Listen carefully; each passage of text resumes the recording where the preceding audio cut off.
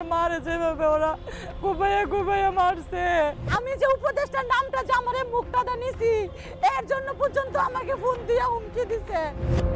নৃশংস এক হত্যাযজ্ঞ। পরিবারের 3 সদস্য হারালেও কোনো মতে প্রাণে বেঁচেছেন।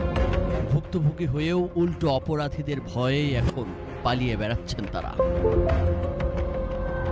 তুমি আমাদের সবার পরে তোমার বাবার হাতে শিমুলের হাতে আমার মৃত্যু নিশ্চিত হয়েছে। আরে আমার আজরাইল, আরে আমার জম, কি অপরাধ ছিল আমার? শিখা রানী একজন স্কুল শিক্ষক। মায়ের মমতায় যিনি শিক্ষার আলো ছড়িয়েছে, সেই শিক্ষকের ছাত্র হয়ে নয়, বরং যেন জমদূত হয়েই দাঁড়িয়েছে তারই ছাত্র। এখন তিনিও নিজ এলাকা থেকে বিতাড়িত। আগে থেকে ছিল এরকম প্রভাব প্রতিপত্তি ছিল না, ওনার ছেলে উপদেষ্টা হওয়ার পরে ওনার প্রভাব প্রতিপত্তি বেড়ে যায়। অর্থনৈতিক, মানসিক, সামাজিক সবই শেষ করে দিচ্ছে। আজকে আমরা অনেকেই বাড়ি ছাড়া। মানুষের পাশে দাঁড়ানো এক সময়ের স্বনামধন্য ব্যবসায়ী মোহাম্মদ আলী এখন নিজেই অসহায়। জেল, রিমান্ড খেটে ফেরারি আসামি হয়ে ঘুরছেন পথে পথে। রিক্তা, মিম, শিখা রানী বা মোহাম্মদ আলীরা ভয়ঙ্করতম অন্যায়ের শিকার হয়েও এখন পালিয়ে বেড়াচ্ছেন। কিন্তু কেন? বাংলা ভিশনের নিয়মিত আয়োজন ক্রাইম অ্যান্ড করাপশনের আরও একটি পর্ব নিয়ে আপনাদের সামনে হাজির হয়েছি আমি সুজন মাহমুদ।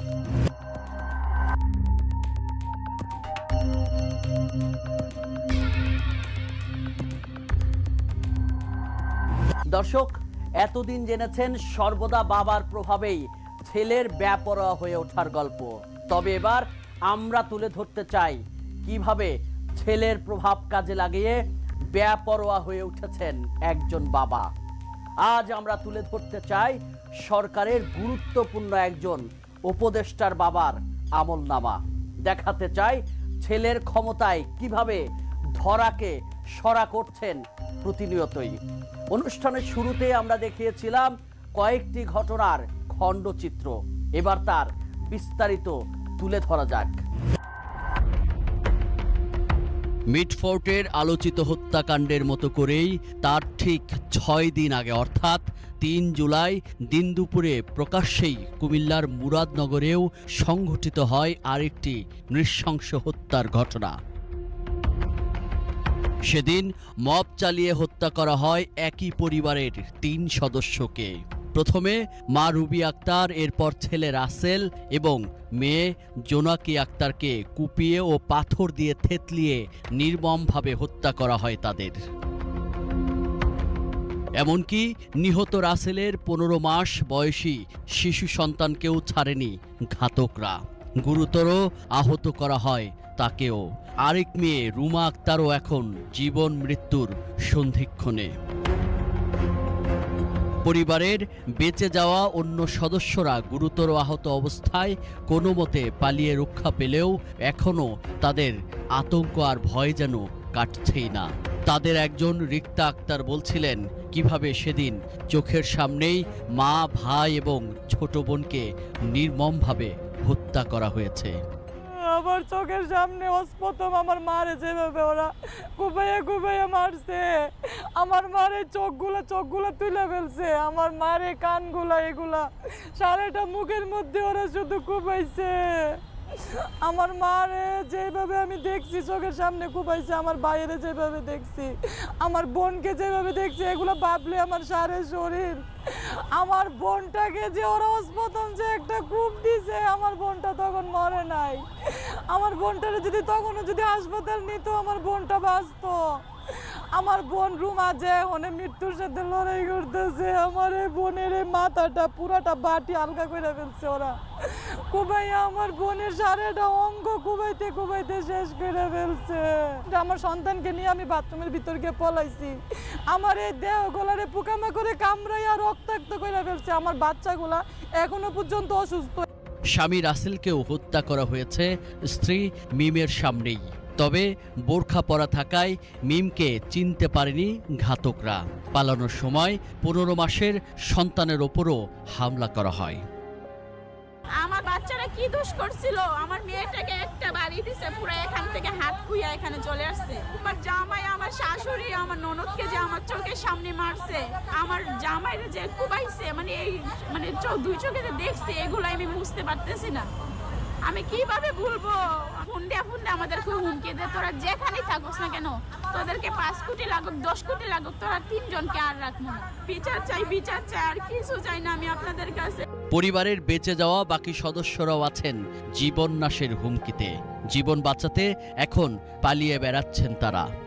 আমি যেই জায়গায় থাকি ওই জায়গায় ওরা ফোন দিয়ে হুমকি দেয়। ওরা নাকি আমাকে বাংলাদেশের যেই প্রান্তে পাবে ওই প্রান্তে আমার ফ্যামিলিরা যতটা কূপ দিয়া যতটা টুকরা কইরা মারছে, তার চাইতে 1000 গুণ বেশি টুকরা টুকরা কইরা আমাকে মারবে।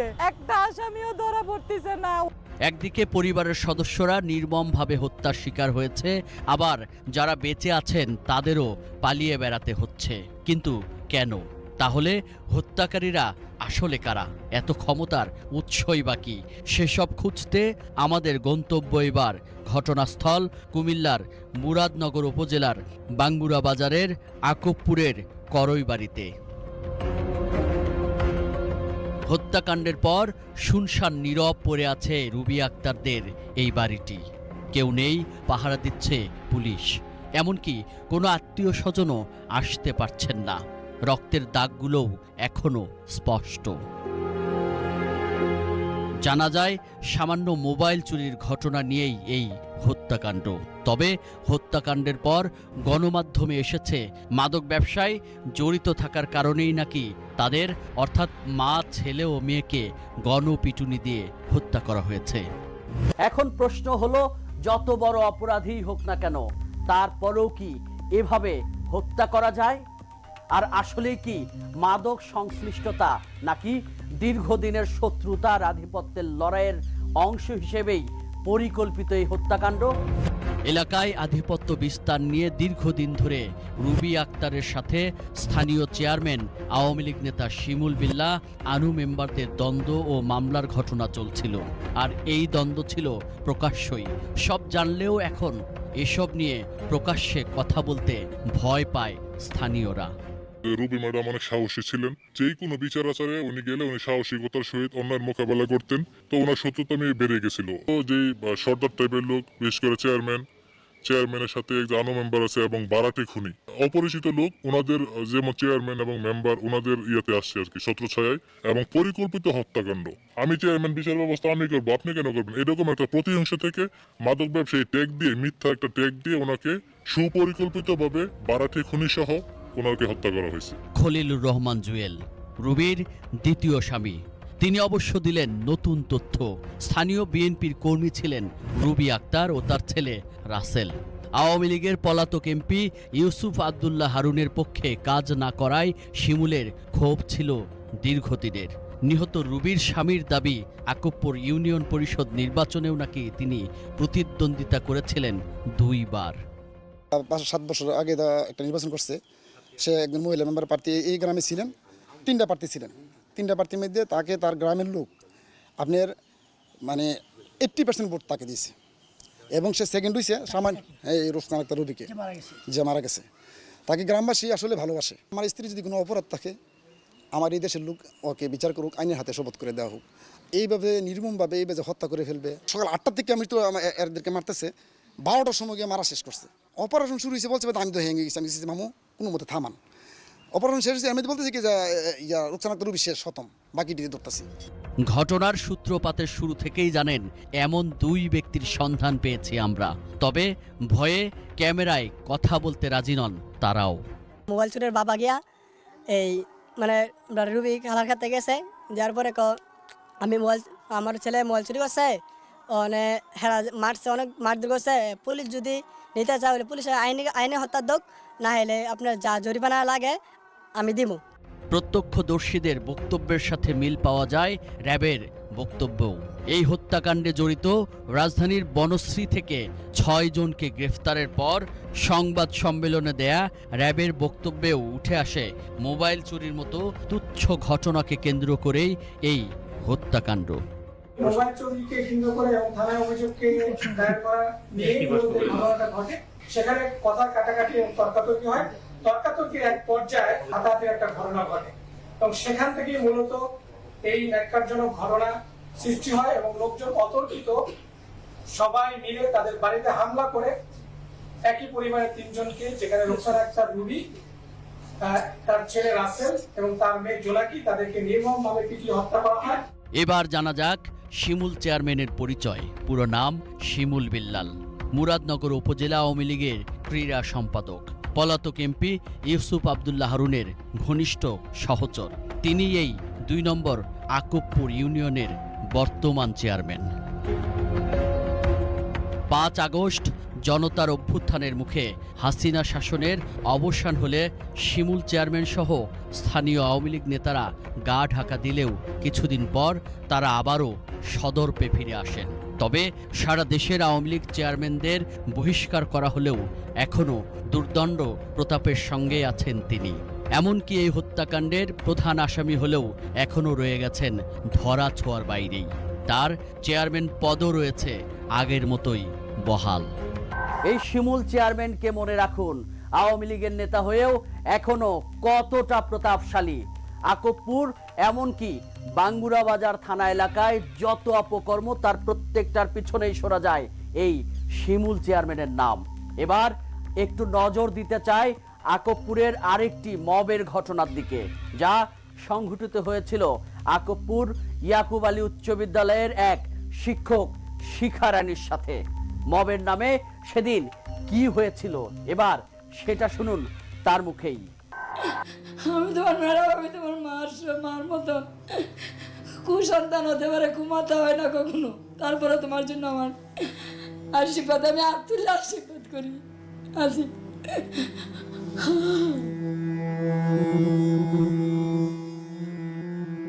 এই কান্না আর আর্তনাদ এক শিক্ষকের। ইনি কুমিল্লার মুরাদনগর উপজেলার আকুবপুর স্কুলের সহকারী প্রধান শিক্ষক শিখা রানী। গত 17 সেপ্টেম্বর দুপুরবেলা হঠাৎই একদল লোক স্কুলে ঢুকে মব তৈরি করেন এই শিক্ষকের বিরুদ্ধে। প্রথমে তাকে পদত্যাগের জন্য চাপ দেয়, রাজি না হলে এক পর্যায়ে তার উপর নেমে আসে অমানসিক নির্যাতন। স্কুলেরই একটি কক্ষে অবরুদ্ধ করে দীর্ঘ 6 ঘন্টারও বেশি সময় ধরে চলে সেই নির্যাতন। বিবস্ত্র করেও চালানো হয় নির্যাতন। যারা 2 জন শিক্ষক আছে 2 জনটাই তারাইব। আমাকে তোমরা এমন করো না গো, তোমরা এমন করো না, আমি ক্ষুধার্ত, আমি ডায়াবেটিসের রোগী, তোমরা এমন করো না, আমার খিদা লাগছে, আমার বদরছে, আমার সময় যেতেছি না গো, পরে যেতেছে গা, আমার তল পেট ফেটটা যেতেছে গা, আমি ক্ষুধার্ত, আমার জল দাও। আমার বলেন জলটার মধ্যে সেপ দিছে, আমার বাথরুমের মধ্যে সেপ দিছে, উপস্থাপের কথা লিখেছি, এ কথা লিখেছি। এই হাবিবুল বাসার একটা 5 লইছি, 5টা লইয়া আমারে, আমি যতদিন বাচ্চা তৈরি আমি বলতাম না, হাবিবুল বাসার 5টা লইয়া আমার শাড়িটা গেছে টান দিত, শাড়িটা টান দেওয়া, তখন কিন্তু আমি আবার ফ্লোরের মধ্যে শাড়িটা টান দেওয়া, শাড়িটা আলকে দেওয়া, আমার 5টা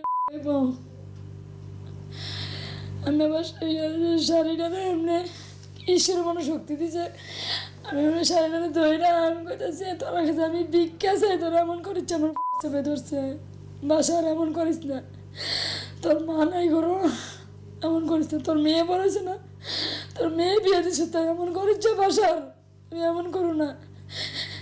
তারপরে এরপরে মনে আমি শুয়েছি কি, আমার মনে মাথা টাথা মনে আবার আঘাত করছে, আমার মনে শুইলেও মনে আঘাত করছে, এরপরে আমি শুয়েছি কি, এরপরে আবার আমার পানি দিয়ে সজাগ করছে, আমার ব্লাউজটা শিখতাম চুরি ধরে আমরা টান দিছে, মানে এরা যা করণের মানে মায়ের ধরে আমার তাই করছে।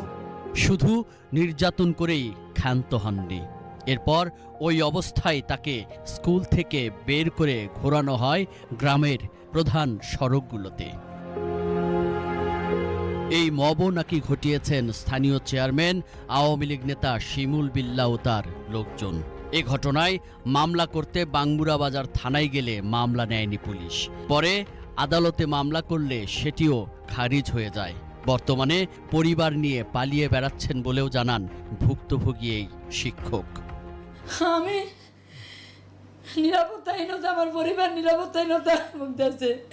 এরপর যদি আবার কোনো কিছু হয় বাবা, তাহলে মনে করবো তুমি আমার ছাত্র হইয়া এত দোয়া করছি, অভিশাপ হইয়া এলা, অত তুমি উপদেশ হওয়ার পরে তোমার বাবার হাতে, শিমুলের হাতে আমার মৃত্যু নিশ্চিত হয়েছে। হ্যাঁ আমার আজরাইল, হ্যাঁ আমার জম, হ্যাঁ রাতে একটু আমার পরিবার হয়তো বা শেষ হইতে পারে। এখানেও সেই শিমুল চেয়ারম্যান।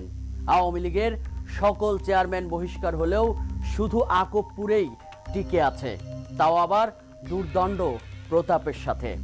এই শিক্ষকের মামলার 2 নম্বর আসামি শিমুল চেয়ারম্যান। ট্রিপল মার্ডার মামলারও প্রধান আসামি এই শিমুলি। তারপরও তিনি রয়েছেন ধরা ছোঁয়ার বাইরেই। খুব আশ্চর্য হচ্ছেন, এবার জট খুলছি। ট্রিপল মার্ডারের ঘটনার পরপরই সোশ্যাল মিডিয়ায় ভাইরাল হওয়া এই ছবিটিতে থাকা 3 জন ব্যক্তির একজন হলেন আওয়ামী লীগের প্রভাবশালী নেতা সেই শিমুল চেয়ারম্যান। আরেকজন বর্তমান অন্তর্বর্তীকালীন সরকারের উপদেষ্টা আসিফ মাহমুদ সজীব ভুইয়ার বাবা, আকবপুর স্কুলের প্রধান শিক্ষক সেই বিল্লাল হোসেন। বিল্লাল শিমুলের এই সখ্যতা দীর্ঘদিনের। এই ভিডিওটি 2024 সালে অনুষ্ঠিত হাসিনার ডামি নির্বাচনী প্রচারণার। সেখানে স্থানীয় আওয়ামী লীগের পলাতক এমপি ইউসুফ আবদুল্লাহ হারুন এবং শেখ হাসিনার পক্ষে ভোট চাইতে দেখা যায় আসিফের বাবা বিল্লাল হোসেনকে। সেই মঞ্চে পাশাপাশি বসে আছেন আলোচিত শিমুল চেয়ারম্যানও। 5 আগস্ট হাসিনা পালানোর পর শিমুল চেয়ারম্যান সহ স্থানীয় আওয়ামী লীগের নেতারাও পালিয়ে যায়। তবে আসিফ মাহমুদ উপদেষ্টা হওয়ার পর তার বাবার হাত ধরেই তারা আবার এলাকায় ফিরে আসেন। একই সাথে শুরু করেন পূর্বের মতোই সকল অপকর্ম। রাজনৈতিক ফায়দা লুটার জন্য তার বাবার মাধ্যমে আওয়ামী লীগের যারা দোসর ছিল, রানিং চেয়ারম্যান ছিল, সাবেক চেয়ারম্যান ছিল, যারা অন্যায় অত্যাচার জুলুম করছে, এলাকাতে বেশি শক্তি দেখাইছে, তাদেরকে অ্যাকোমোডেট কইরা ভীতিকর পরিস্থিতি তৈরি করছেন আমাদের মুরাদনগরের মাননীয় উপদেষ্টা আসিফ মাহমুদ এবং তার বাবা। এলাকায় আধিপত্যের জানান দিতে না হয় শিমুল চেয়ারম্যানদের ফিরে আনছেন। তবে শিখা রানীর মতো দীর্ঘদিনের একজন সহকর্মীর সাথে বিল্লাল হোসেনের কিসের শত্রুতা, সেটাও পরিষ্কার করছে এবার।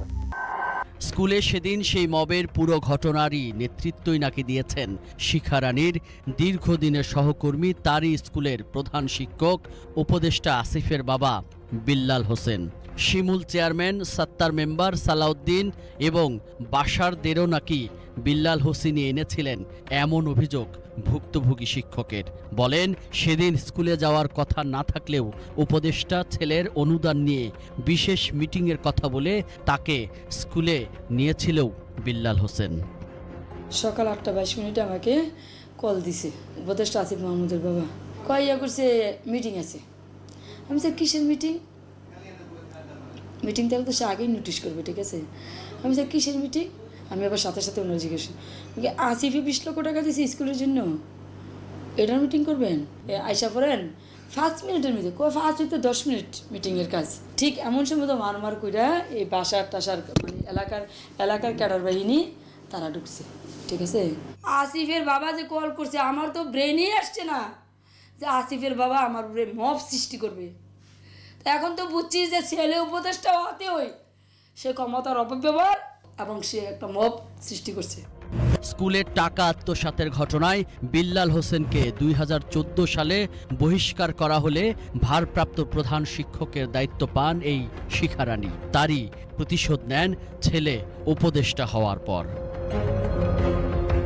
টাকা আত্মসাতের অভিযোগে বিল্লাল হোসেনের বহিষ্কারের সত্যতা মেলে সেই সময়কার মাউসির নথি, তদন্ত প্রতিবেদন আর তৎকালীন ম্যানেজিং কমিটির সভাপতি মোহাম্মদ আলীর বক্তব্যে।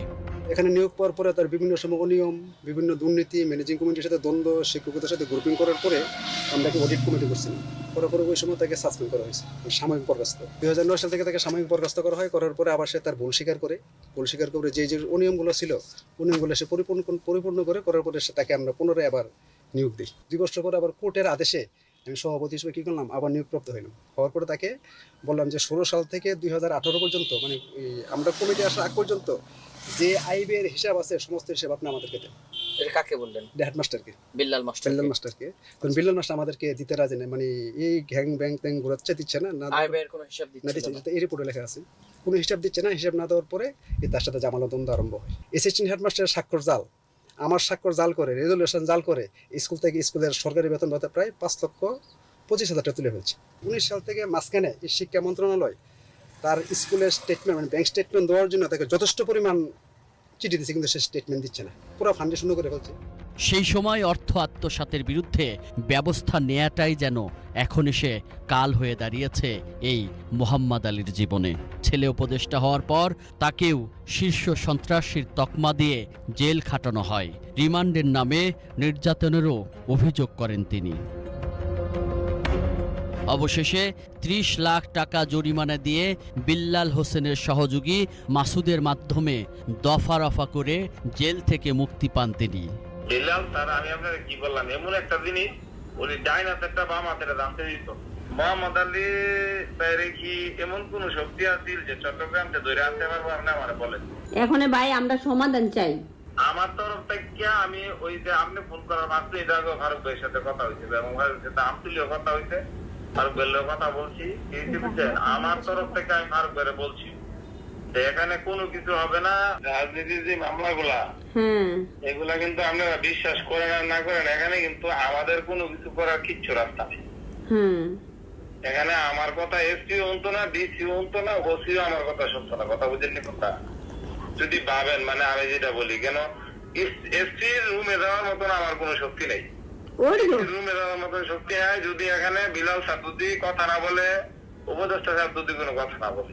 সেই সাথে মোহাম্মদ আলীকে একটি চুক্তিনামায়ও স্বাক্ষর করতে বাধ্য করা হয়, যে চুক্তিনামায় শর্ত দেয়া হয় জেল থেকে বের হয়ে আকবপুর এলাকার কোনো শিক্ষা প্রতিষ্ঠান বা সামাজিক কোনো আয়োজনে অংশ নিতে পারবেন না তিনি। উপদেষ্টা আশিক মাহমুদের ক্ষমতা দিয়ে এসে আমার পরিবারকে সমস্ত কিছু শারীরিক, মানসিক, আর্থিক হয়রানি করার সহ মেয়েদের ডাক্তারি সহ মেয়েরা মাসে কাজ করে 3 মাস ট্রেনিং দিচ্ছে। তো এফসি ফাইনাল পার্টে আছে, এরাও ট্রেনিং দিচ্ছে, করতে পারে না, সিটিং মেডিকেলে যেতে পারে না। বাচ্চাদের পরীক্ষা ছিল, এমন এই অসহায় অবস্থায় পড়ছে যেটা হয়তো সৃষ্টিকর্তার দরবারে বিচারও যাচ্ছি এবং সরকারের কাছে আবেদন জানাচ্ছি এই অত্যাচারের সঠিক বিচার যেন সরকার থেকে আমরা পাই। প্রতিষ্ঠিত এই ব্যবসায়ীর 7 কন্যার 2 জন ডাক্তার, 1 জন জাপানের বিশ্ববিদ্যালয়ে পিএইচডিরত, আরেক মেয়ে হংকংয়ের একটি বিশ্ববিদ্যালয়ে MBA অধ্যয়নরত, আরেক ছেলে ও মেয়ে এলেভেলে পড়ছেন, আর বাবা শীর্ষ সন্ত্রাসী, চাঁদাবাজের মতো অপরাধের অভিযোগ মাথায় নিয়ে ফেরারি আসামি হয়ে ঘুরছেন পথে পথে। বাড়িতে অসুস্থ মায়ের খোঁজও নিতে পারছেন না তিনি। আমার বৃদ্ধ মা অসুস্থ, অনেক সময় হাঁটাচলা করতে পারে না। আমার ছোটো ভাই তাকে দেখাশোনা করে এবং এখান থেকে কুলে নিয়ে বাইরে বাথরুম, গোসলখানা, তার কাপড় ধোয়া সহ সব কিছু করে।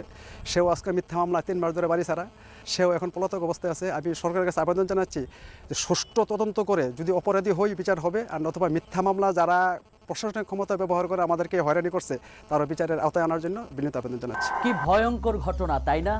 আসলে শিমুল চেয়ারম্যান কেন গ্রেফতার হয় না এখন পরিষ্কার কিনা? আওয়ামী লীগ নেতা শিমুলের চেয়ারম্যানই বা কিভাবে টিকে আছে সেটাও তো পরিষ্কার।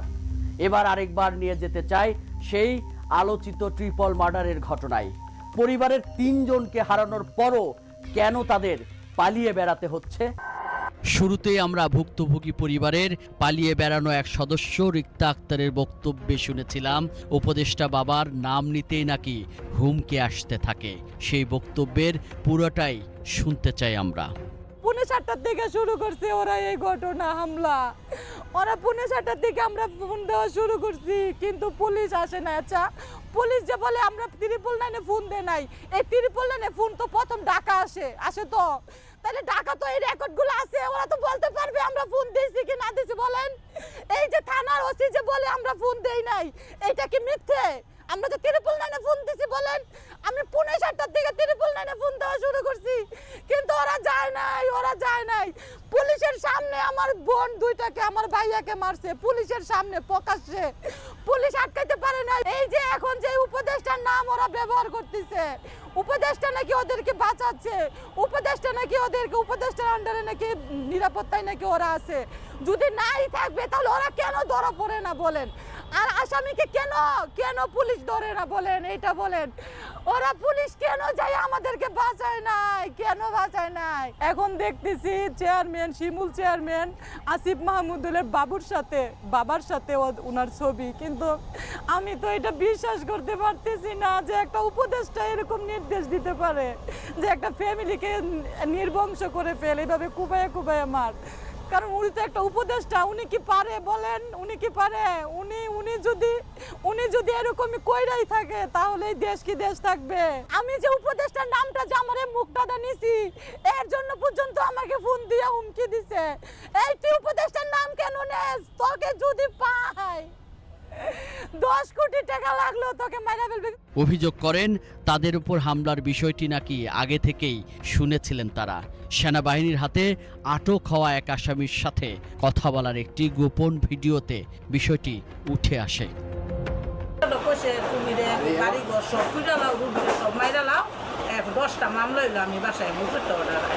না এটা কইছে না কইছে যে রুবির বাড়ি ঘর পেট্রোলটা পুইরা রুবির বংশ নির্বংশ করে লাও, যদি 20টা মামলাও খাও তাহলে আমি তোমরা সাইডকে আনাম। এইটা কইয়াতে তথ্য পাচ্ছে কেউ পাচ্ছে। স্থানীয় এক মাছ চাষি দুলাল চন্দ্রও রক্ষা পাননি তার নির্যাতনের হাত থেকে। তার উপার্জনের একমাত্র জায়গায় একটি পুকুরও নাকি এখন বেদখল বিল্লাল হোসেনের লোকেদের কাছে। এমনকি পুকুরের সব মাছ তুলে নিয়ে বিক্রি করা ও গাছ কেটে ফেলার বিরুদ্ধে প্রতিবাদ করায় তিনিও এখন ঘরবন্দি, নিরাপত্তাহীনতায় ভুগছেন প্রতিনিয়তই। বিল্লাল মাস্টারে লোকজন লইয়া মানুষে তালি দিয়া আমার পুকুরের মাছ সাপ করে দৌড়া লইয়া গেছে গা, এরপরে গাছ কাটিয়া লইয়া গেছে গা। এরপরে আমি ফৌজদারি মামলা করছি, ফৌজদারি মামলার মধ্যে আমার বাড়ি ঘর ফুরিয়ালা অনেক চালা, আমি কেস তুলে লাইতাম, না তুললে আমার বাড়ি ঘর ফুরিয়া লাইব। এরপরে তারার বয়ে কেস তুলছি, মোহাম্মদ আলী 30 লাখ টাকা রায় করছে, আমি 1 কোটি টাকা আমার রায় করব, 1 কোটি টাকা দেওয়ান লাগবো। এই ধরনের নানান ধরনের কথাবার্তা অনেক মানছে। এরপর শিমুল চেয়ারম্যানরা দিয়ে বেড়ে কওয়াইছে, কাশিমপুরে বাবুল আছে, শিমুল আছে, আমি রাজি হই না, মিটিং হইতাম না। কয়দিন আগে আমার বাইরের এই জবর তলাভি করতেছে মিটিং অবৈধ বললা। তিনিও পরিত্রাণ চান এই বিল্লাল হোসেনের হাত থেকে। বই বাইতে মাইরে লাইব, কাটতে লাইব, আমার বাপ দাদার সম্পদ, আমার কিনা সম্পদ, গাছ কাটতে আলা, জোর করে আলা, বা রাত্রে আইয়া বাড়ি ঘরে দরজার মধ্যে আইয়া খারুইয়া আইয়া কুবাই লাইব, মাছ তোলাইয়া। আমি যে কোনো বিল্লাল মাস্টারের পক্ষে নাই, কোনো বিল্লাল মাস্টারের কোনো খারাপ নাই, তো আমার উপরে পোলা বাইন দিয়া তারা আমার অন্যায় অত্যাচার কেড়ে করা। তবে এত অভিযোগ যার বিরুদ্ধে এবার তার মুখোমুখি হবার পালা। আকবপুর স্কুলের প্রধান শিক্ষক হলেও স্কুলে গিয়ে পাওয়া যায়নি তাকে। এবার মোবাইল ফোনে কথা হয় তার সাথে। অস্বীকার করেন তার বিরুদ্ধে ওঠা সকল অভিযোগ। বলেন তার ছেলে সংসদ নির্বাচনে অংশ নেয়ার প্রস্তুতি নিচ্ছে দেখে প্রতিপক্ষরা তাকে টার্গেট করেছে। যখন এই ঘটনাটা ঘটে তখন কিন্তু আমি আমার ছেলের বাসায় ডাকা, আমার ছেলে কোথায় গেছে, মরক্কো চলে গেছে, আপনারা তো জানেন। ঘটনার ঘটার প্রায় 5-6 দিন আগেই সে মরক্কো চলে গেছে। এর প্রায় 5 দিন পরে না মার্ডার হয়েছে, আমি তো জানিও না এটি। যখন ফেসবুকে দেখলাম যে আরে এখানে তো এই ধরনের ঘটনা, তখন আমরা জানতে পারছি। এর আগে তো আমরা এটা সম্পর্কে জানি না। এখন উপদেশটা কিভাবে জড়িত, কোনভাবে জড়িত, ওই যে রুবির প্রথমে ঘটনাটা কিভাবে ঘটায়, রুবির 7 নম্বর জামাই সে তো মাদক ব্যবসায়ী আজকের থেকে না, আর সে তো যে মাদক ব্যবসা করতে আছে এটা আজকের থেকে না, আজ 20-25 বছর আগের থেকে আমরা জানি। সে 6 নম্বর না 7 নম্বর জামাই ওরে ইন্ধন দিয়ে কেন বলাইছে আসিফ মাহমুদ কি করছে, এটারে কি করছে তারা পরামর্শ দিতে নাই কি জানি কি আসলে বিষয়টা কইছিল। বলছে যে উপরের ক্লিয়ারেন্স আছে, উপদেষ্টার ক্লিয়ারেন্স আছে, ওদেরকে কেউ কিছু করতে পারবে না। আচ্ছা, তো এখন বিষয়টা হইলো আসিফ মাহমুদের মোবাইল নম্বর আপনি পুরা মুরাদনগরে ঘুরে দেখেন তো কারো কাছে পাইবেননি। চেয়ারম্যানও কিন্তু একটা সম্মানিত ব্যক্তি, তার চরিত্র যাই হোক এটা নিয়ে আমাদের বিষয় না, বাবারও বিষয় না, তাই না? তো হ্যাঁ তারা একটা চা খাওয়াইলাম, আমি একটা চা খাওয়াইলাম, এই সব ছবিটা নিয়ে সেটা ট্রিপল মার্ডার হয়েছে। কেমন তো এখন তারা প্রমাণ দেখ না, আমরা কিন্তু ধরবো, এই দেখতে আছি যে বা যাহারা এদের সাথে জড়িত সবগুলোরে দিয়ে সবগুলোরে আমরা ধরবো। আপনারা কোথা থেকে এটা পাইছেন, কি পাইছেন, কি কারণে বলছেন, প্রমাণ দিয়ে যান। আর প্রমাণ না দিতে পারলে মানহানির লেগিয়া কোন জায়গার যে নেব আমরা। সামনাসামনি সব কথার জবাবও দেওয়ার কথা জানলেও পরবর্তীতে আর ফোনে পাওয়াই যায়নি তাকে। বাবার বিষয়ে ওঠা এত সব অভিযোগের বিষয়ে উপদেষ্টা আসিফ মাহমুদের সাথে একাধিকবার যোগাযোগের চেষ্টা করা হলেও তাকেও পাওয়া যায়নি।